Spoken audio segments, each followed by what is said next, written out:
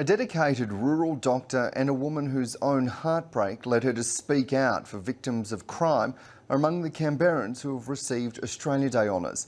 They stand out for overcoming incredible odds in the process of serving and bettering their community.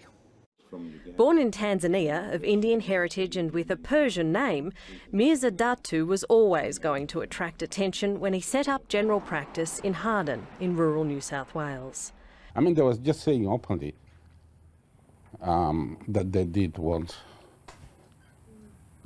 black people to be their doctors.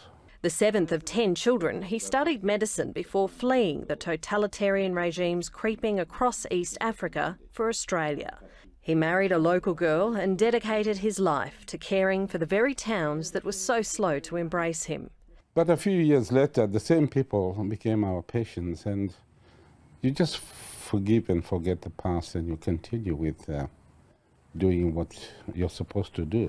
Now retired in Canberra, he's been recognised for nearly 4 decades of service to rural medicine.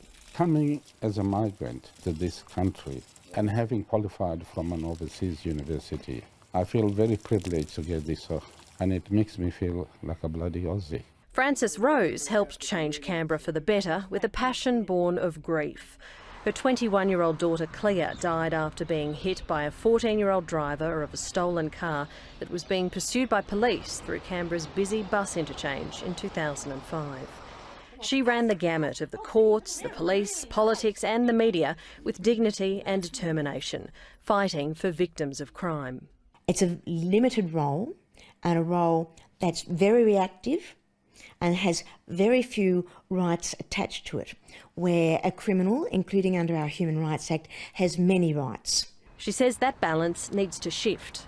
I would like to see victims' rights increase considerably, and indeed I would like to see our justice system being proactive in approaching victims, advising them of their rights and assisting them in using those rights. She says victims deserve to be told when offenders are due in court and when they're in and out of jail. Particularly the rights to information and a right to involvement in decision making. Quiet achievers with the strength to fight for what's right and what they believe in.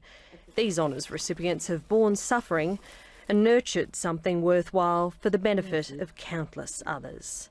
Siobhan Henu, ABC News, Canberra.